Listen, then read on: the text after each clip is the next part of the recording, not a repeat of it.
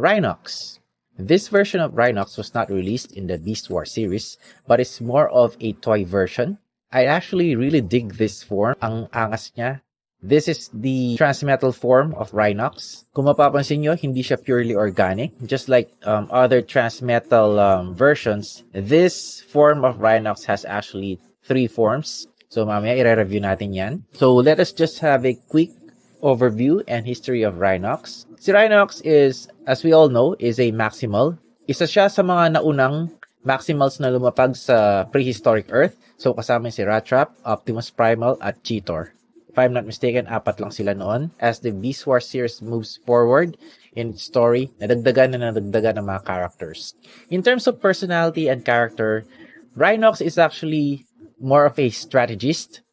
Siya rin ang mekaniko ng Axolotl and also the advisor of Optimus Primal sa kanyang mga military plans. In my opinion, I think Rhinox could match Optimus Primal in terms of hand-to-hand combat and power. Parang tinatangke niya yung mga atake ng kalaban. Hindi siya masyadong nadadamage. Siguro dahil na rin sa sturdy or powerful armor plating ng kanyang beast form. Magkagayon man, kahit na malakas siya, ang nature niya is actually a gentle type. So, he is more like a gentle giant. So, kung ikukumpara ko siya, parang he is more of like the beast of X-Men.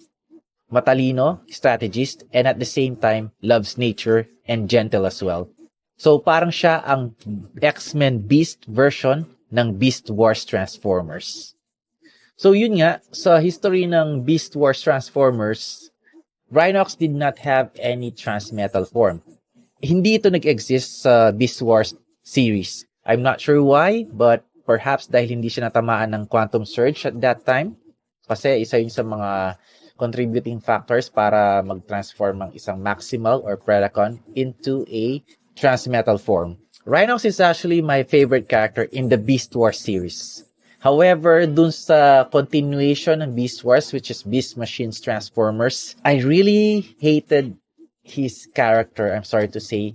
Medyo pangit yung character development niya kasi hindi man lang na-redeem yung character niya. Sa mga hindi nakakaalam or sa maaari nakalimot na, sa Beast Machines Transformers, which is a sequel of Beast Wars, unfortunately, si Rhinox ay isa sa mga Maximals na na-infect ng virus ni Megatron, which turned him into a bad guy. So basically, yung spark niya ginamit ni Megatron so that he could be one of his minions. And that minion, his name was Tankor. Nung naging siya si Tankor, he went against the Maximals. Mas maganda siguro kung ginawa nila ng parang redemption story si Rhinox, which is similar to the redemption of Dinobot.